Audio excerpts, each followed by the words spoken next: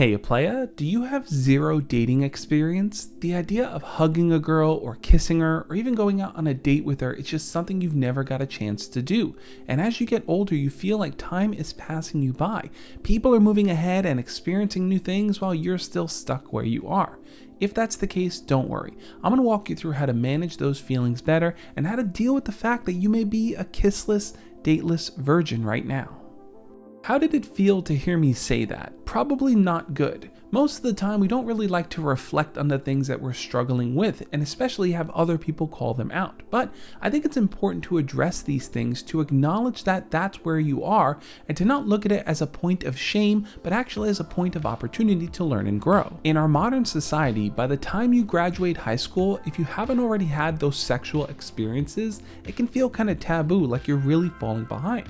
In fact, if we look at the general averages, most people have their first kiss at age 15, people lose their virginity generally around 17, and people enter their first relationship around 18. Upon hearing those numbers, you might be thinking, man, I am so far behind the curve, it's not even funny. But the truth is, we're talking averages here, which means a lot of people have those sexual experiences way later on in life, and people even have them way earlier than what we talked about. The bigger issue that I see, which is rarely ever talked about, is how much pressure society puts on men to feel like their value and worth is determined by how well they do with women and how many girls they can sleep with. If you're someone that can easily get with girls and you have this huge leg count under your belt, you're considered more of a man. You're propped up in society as if you're someone to really idolize and look up to, versus someone who struggles with women or really finds that part of their life challenging. And the real issue that stems from this form of toxic masculinity is how much we belittle and mock and overlook guys who are really trying their best. And that just doesn't come from guys or girls who are super successful in the dating world, it comes from people who are struggling. They also perpetuate this stereotype and these stigmas that exist within society. When you're struggling with something, it's normal to seek out other people that can understand where you're coming from and can give their perspective from a similar background. But what I notice tends to happen is that when a person is deeply hurt, when a person is so insecure and doubtful of themselves, and they encounter someone else that is in that realm of questioning, they like to bring them down. They like to bring them to the same level of hurt that they are. So let's say you're a 20-something-year-old guy who's never had your first kiss before, and you're really struggling to understand why you're having such a hard time. So you stumble into one of these communities seeking answers, and what you really discover is this eye-opening truth, as they call it. It's your race, it's your height, it's your status, it's your money, looks. All these different pieces are the reason why you're failing. And because you can't change a lot of those things, you just have to deal with the fact that you're going to struggle and suffer forever. The problem there is that sometimes you hear a data point that sounds super shocking, and when you have a lot of voices popping in telling you exactly what it means without any real understanding of the depth behind it, it can just perpetuate this negativity and these societal ideas that attractive people are worthy of love and you are not. So how do you break out of this mindset of feeling like you're falling behind and constantly comparing yourself to others? Well, a big part of it's going to be real deep self-reflection with people that care about you and want what's best for you. I've had lots of conversations with people in their late teens, their 20s, their 30s, and even older than that who really struggle with something like having their first kiss.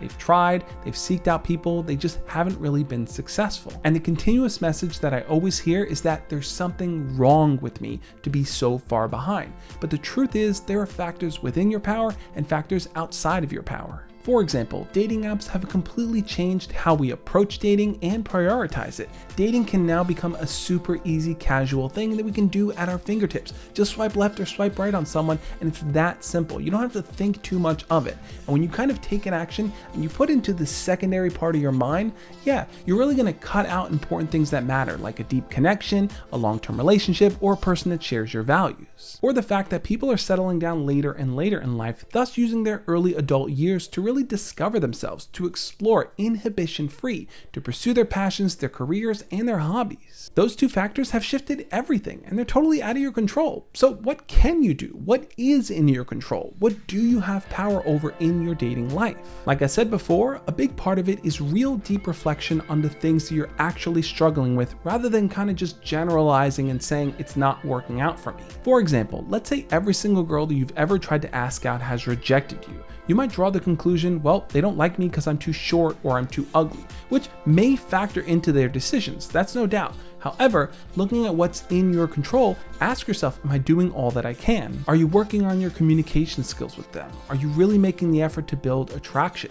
Is your persona really shining through? Do they know enough about you to see how awesome and how interesting of a person you really are? A lot of times, those three things are things people kind of shy away from, especially when you've been hurt and rejected so many times. It gets harder and harder to put those front and center. And as you assess these things with people that have your best interests at heart, they can give you honest feedback. They can really encourage you to really try different things to learn and grow rather than just flatly giving up. And I think that's going to take you further along the way to reaching your goals, because let's face it, at the end of the day, you may still want to kiss a girl and you may still want a girlfriend, and giving up is going to totally cut that door. But if you have people in your life that genuinely care about you and want to see you succeed, they're going to keep working with you to try to find ways to make that happen. So while you may feel behind in comparison to others because society puts this major pressure on you to accomplish these milestones by a certain point or else you're not manly or cool enough, recognize that everything is small steps. You're learning as you go along. You're being so hard on yourself. And I get it. These are things you want to accomplish, but it's going to take time. It's going to take changing your perspective, trying new things, going to new environments, meeting new people. There's a lot of work and energy that's going to have to be put into this goal of yours. So if you really want to accomplish it, you got to commit. That's the only way. And I say all this because I've been there too. In fact, I'm going to link up a video over here on the screen where I talk about my journey, my insecurities, my awkwardness, my doubts, and how I kind of allowed that to blossom into my own confidence. Check out that video and I'll catch you next time. As always, love and peace.